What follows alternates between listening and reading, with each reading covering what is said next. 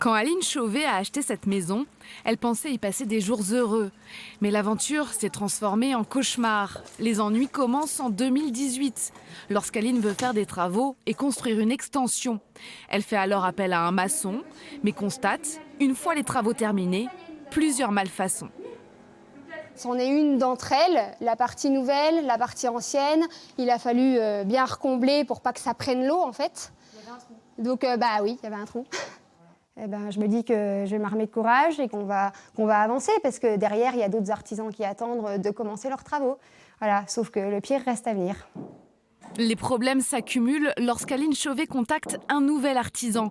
Elle lui confie entre autres l'électricité, la plomberie, l'isolation ou encore la salle de bain.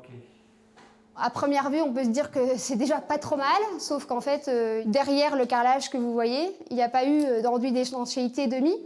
Vous pouvez venir voir aussi ici, il a fait des découpes qui sont ni faites ni à faire. Je ne sais pas comment il pensait faire pour pouvoir reprendre de niveau, mais il va falloir rectifier tout ça, quoi. L'artisan serait parti sans terminer le chantier, puis il aurait mis sa société en liquidation judiciaire. Des travaux qu'Aline Chauvet assure pourtant avoir payés. J'avais le budget pour finir cette maison, enfin en tout cas la partie qui était prévue initialement. Maintenant, c'est comme si je devais payer une deuxième fois, donc ce budget, je ne l'ai pas. Aline Chauvet a porté plainte.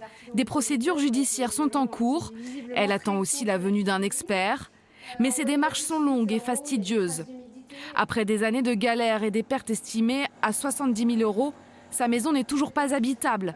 Aline et son compagnon ne peuvent pas emménager ensemble, une situation qui l'affecte beaucoup. C'est long, ça fait 4 ans. On pourrait dire que je suis jeune, mais pas tant que ça. Et on a plein de projets, mais qu'on ne peut pas faire. Tout est mis en suspens, en fait. Et c'est ça le plus dramatique, quoi. Le côté matériel est bien sûr un gros souci, mais c'est tout le reste, tous les projets autour qui ne se font pas, qui est plus terrible, quoi. Pour s'en sortir, Aline s'en remet à présent à la générosité du plus grand nombre. Elle espère recevoir de l'aide pour pouvoir enfin tourner la page et vivre sa vie dans sa maison.